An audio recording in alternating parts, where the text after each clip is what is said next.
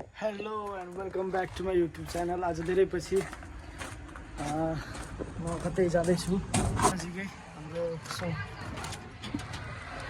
तपाईँको लेक साइड भने जस्तो एउटा ठाउँमा आज मेरो छुट्टी थियो। त्यस कारणले आज म यसो घुम्न जाँदैछु छुट्टीको अवसर पारेर। यसो घुम्न जाउन इन्टरटेनमेन्ट गरौँ, कति घर बस्नु कति फोन हेर्नु भनेर चाहिँ म जाँदैछु। त्यहाँ हाम्रो बस स्टेसन छ, त्यहाँबाट हामी बस चढेर अनि जानेछौँ। सो यहाँ भर्खरै म चाहिँ बस चढेर जाँदैछु। तपाईँको 6-7 मिनटभित्रमा हामी त्यो ठाउँमा पुगिन्छ। त्यहाँ चाहिँ एउटा फेस्टिभल लाग्दैछ। अब यो गर्मी महिना सुरु भएको अवसरमा ठुलो फेस्टिभल लाग्दैछ। आज 21 तारिक भयो भने 29 तारिकसम्म लाग्नेछ। उहाँ गएपछि म देखाउँछु तपाईँहरूलाई के कस्तो हुन्छ यहाँको फेस्टिभलहरू, यहाँको कल्चरहरू।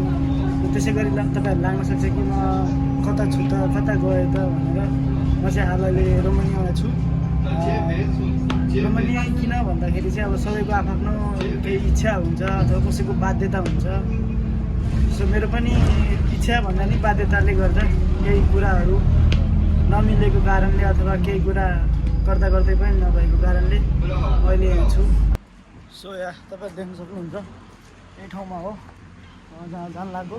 त्यो चाहिँ यो सिटीभरिकै एकदमै घुम्ने ठाउँ, हाम्रो पोखराको लेक साइड भने जस्तो एकदमै फेमस एकदम टुरिज्म ठाउँ हो। हेर्न सक्नुहुन्छ यहाँको दृश्य त्यस्तो रहेको छ। यो चाहिँ एउटा ठुलो चर्च जस्तै हो, तर चाहिँ यहाँ अब जेस होटेल रेस्टुरेन्टहरू थुप्रै छ। तपाईँहरूले यहाँ इन्डियन मार्केट पनि पाउन सक्नुहुन्छ, त्यसै गरी इन्डियन होटेल पनि पाउन सक्नुहुन्छ। त्यसमा धेरै मसलाहरूदेखि लिएर सबै पाउन सक्नुहुन्छ। सो यही नै हो त्यो इन्डियन मार्केट। नेपाली सामानहरू पनि पाउँछ।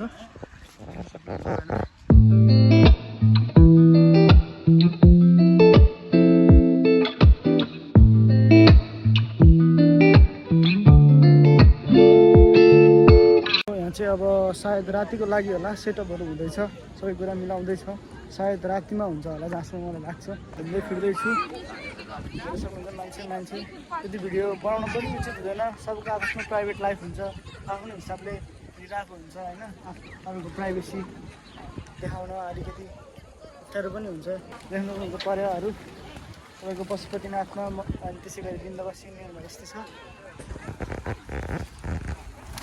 यसो भोक लागेको कारणले इन्डियन होटेल आएको छु। यो चाहिँ मेरो फर्स्ट टाइम हो। के पाउँदो रहेछ त यहाँ भन्दाखेरि अब बिरयानीहरू भयो, नानहरू भयो होइन, त्यस्तै इन्डियन आइटमहरू पकौडाहरू भयो, त्योहरू पाइँदो रहेछ। सायद यो चाहिँ इन्डियनले खोलेको रेस्टुरेन्ट नै होला। एकजना नेपाली दिदीले देखेँ मैले, अनि एउटा मान्छे रहेछ जस्तै यहाँको रिसेप्सन पोर्चुगलबाट रहेछ चाहिँ। यहाँ मान्छे यस्तो छ।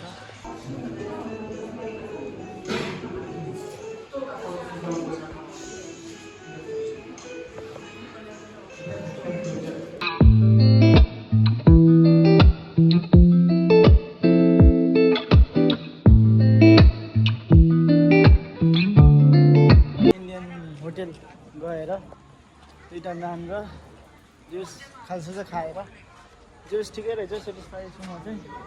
अब यहाँ बिस्तारै नेपाली खानाहरू थकाली खानाहरू पनि ल्याउनु पर्छ। त्यही नै हो। नेपाली दिदी हुनुहुँदो रहेछ, एकदमै राम्रोसँग कुराकानी भयो दिदीसँग।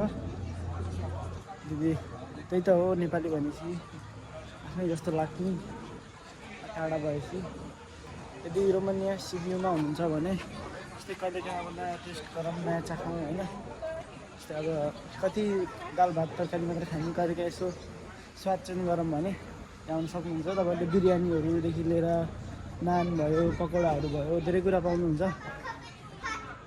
मेरो एउटा साथी आउँछु भन्दै थियो, जुन चाहिँ हामी पहिला सुरुमा अन्मेला हामीसँगै काम गर्थ्यो। ऊ चाहिँ इलेक्ट्रिकल इन्जिनियर थियो। उसले चाहिँ जेस लाइटहरूको काम गर्थ्यो।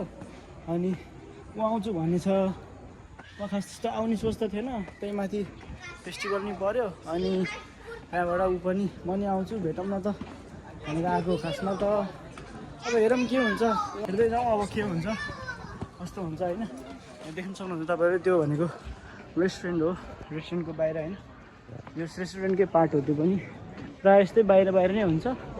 त्यही अब जाडोको सिजनमा चाहिँ तपाईँको बाहिर बस्न सकिन्छ, चिसो हुन्छ। यहाँको बाजा जस्तै नेपालको बाजा जस्तै यहाँ पनि बाजा होला नि त, थाहा छैन।